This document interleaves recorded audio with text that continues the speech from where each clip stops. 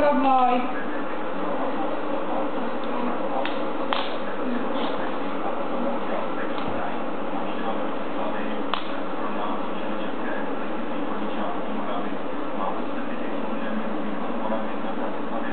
Rob môj dobík. Nekabo.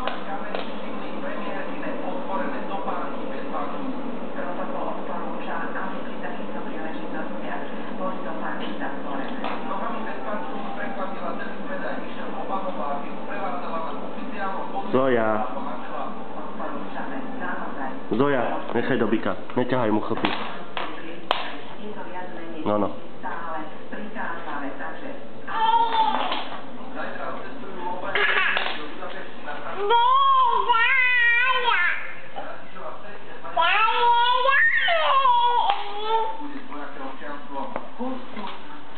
Maďarský vlády a pána premiéra Orbána považujeme za neštandardný. Po stretnutí Radičova Orbánu však politológ očakáva postupné uvoľnenie napätia. Nechod do byka, rob môj dobík. Ekonomické problémy sú zahľadení skôr do seba. Rob môj dobík. Času, aby riešili otázky menšín.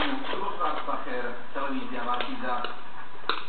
Návrat Katalího a odchod Kolboja. A takto s nadsázkou komentujú médiá výmenu na poste policajného šéfa. Jana Pašku nahradil Jaroslav Spišiak, ktorý je známy bojom proti mafii, ale aj hláškami na tlačových besedách. Zdá sa, že v tomto smere sa vrátil v plnej sile.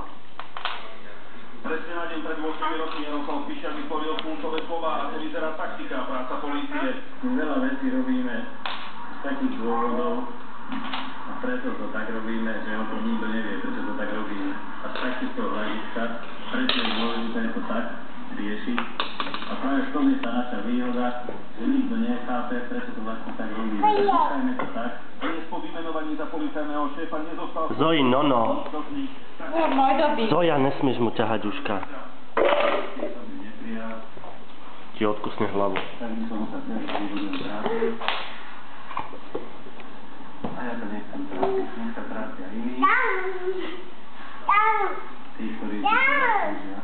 Nebudem sa to vyjadrovať, lebo tak by som mohol hovoriť,